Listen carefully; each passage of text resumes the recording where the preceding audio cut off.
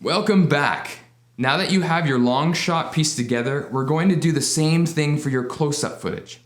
Once you get the hang of it, this task doesn't take all that much time. So it's good practice doing it again and again. But with that said, the amount of time saved by actually having two cameras rolling at the same time is still worth the eventual investment. Now pay close attention too, because I'm going to show you some of the finer details that separates binge-worthy media from all the rest that's floating out there in the abyss of the World Wide Web. Let's get started. So here we are, we have our long shot edited together, the sound linked together, our background composited, things are looking pretty good. And where do we go from here? Well, now we're going to start wanting to take our close-up and the second angle shots to soften some of these hard edits. I mean, you might have had a perfect one-take wonder and you wouldn't have to worry about this, but for many of us, we make those mistakes and we keep going, but then the feet aren't exactly in the same spot. So we're going to soften that using some of our other angles. And the other thing too is if you start watching this, generally on TV or, which I mean also includes YouTube and all that, the time between shots tends to be fairly small just to keep the attention of our viewer happy. So when we start watching, online education is the future of education. we want to start looking for the points that it might just feel like we want to go into another shot. Is the future of education. And I believe that the future of education belongs to the artists and entrepreneurs of our world. So I like to think that that's a good spot to go into a close-up. So this is the type of thing that we're going to be doing, but first we actually have to put together, just like we did our long shot, our close-up. So that's what we're going to do. We're going to pretty much go through the same process. So let's start a new sequence. Act 3, close-up. We're going to bring our background in. And we'll find our close-up shot.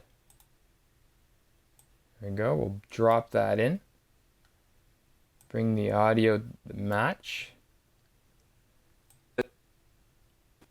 And just like we did with the long shot, we're going to sync up the audio and then go through and edit together the parts.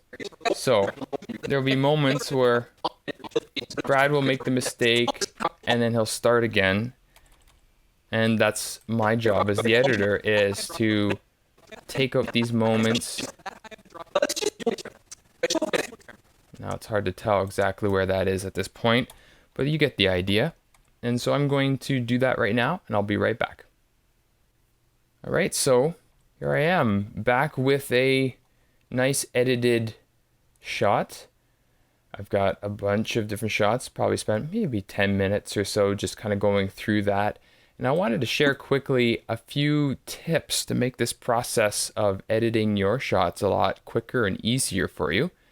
The first one is to use your keyboard shuttle keys, the J, K, and L keys. L moving forward. Who here has ever signed up? K stopping, J moving back. And if you push L twice, it moves twice as fast. So L1.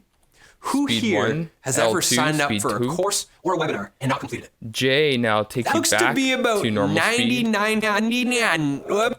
And K stops. So you can go through pretty quickly and still listen to the audio. So I usually edit in L2 speed. By a show of hands, all the people in this room, who here has ever signed up for a course or a webinar and not completed it? That looks to be about 99% of the room. And my guess is... And so there was an edit right here. And so I zoom in and I use the audio clips to know where to edit. The audio is something that is a real nice function to be able to see the transients of where things need to go. And video is fairly easy to put together. The eye is fairly easy to trick, but the ear will hear quite easily when there's an edit that is not in a good spot. So I look for those moments where the audio comes back as close as possible to 0. For example, in this little valley here. And so I would clip, and so I would use my C key to get my cut tool, shift cut right through, and let's say I wanted to come and edit here. I would come in here, try to find a spot that's about the same distance. So let's say this was the same piece that he was saying, and I want about the same distance. I'd cut it in. I would V select and then Alt backspace, and that would cut the time right out and would bring it back. I would listen to it. Here, no offense, sir. But yet that is not an actual edit, so I'm going to take that back out. And so that's just a nice way to move through your edits pretty darn quick. Still trying to figure Using out those shuttle keys is super helpful. So here's the thing, folks. Humans don't consume media how we used to. And now don't worry too much if your edits are hard. Like this is a pretty good one. So here's the thing. That was actually a pretty nice transition. So here's the thing, folks. And my guess. But this one, not so much. Room. And my guess is the. So, don't fret if you get edits like this. This is where the other shots again will be able to play together, and hopefully we'll find something that works. Good. So there we are. We have a nice close-up scene. Now I went ahead and added the Ultra key, the crop, and some color to this. And I'm just going to copy and put this across to the other ones. Paste those attributes. And now we just need to bring this background up. So the reason we don't just compile all the pieces of the background behind here is it would make it very difficult, since they all have different scales and sizes, to just easily scale that up. So that's why we nest that together, one good reason at least. And then we want to bring it up to match what it's going to look like as if Brad was in the other scene. So we go to the other scene, act 3 long shot. And so we can see here, what does that look like? His head is just, what am I doing? I'm going to zoom in. There, so you can see his head is right at the bottom of this screen. And so when we're playing with 2 shots, we want to do the best job we can to simulate the same sort of placement that this character is in the scene. So looking at, okay, well, my thumb is here, so this line where there's 2 reds and this green to green, you kind of like see where that is. You come in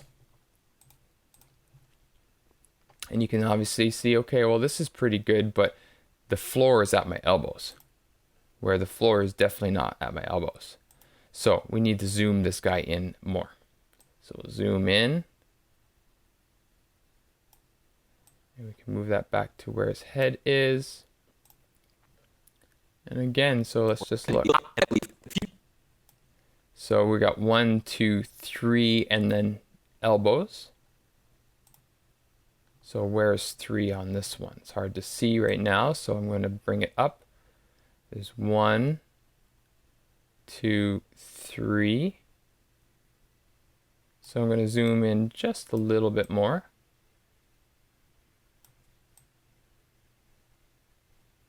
Great. And I can see here at the bottom a little bit my cropping tool kind of did a little funny number there. So I'm just going to go into my crop mask and I'm going to move these guys down there. And because I have to bring that across to the rest, I'm going to just come up to Edit, Remove Attributes, and I'm going to remove the crop and only the crop. Actually, you know what? I might as well, just for sake of it, I can just remove it all. Copy this again and just do it all again. Easy. Good. There. So now when we flip between the shots, the eye, even though you're not really paying attention, it's amazing how much information the eye actually does receive and how quickly our shots and our camera angles can start looking unnatural. And there'll be some reason you're just like, I don't know what it is, it just doesn't look real. And so this is the attention to detail that allows for the eye to be tricked. Good. So there we are. So now we've got looking pretty good. Actually, another thing to look at is his head right now is between this blue and these two. You can see like where the black is. Is that in the same spot? Yeah, pretty close.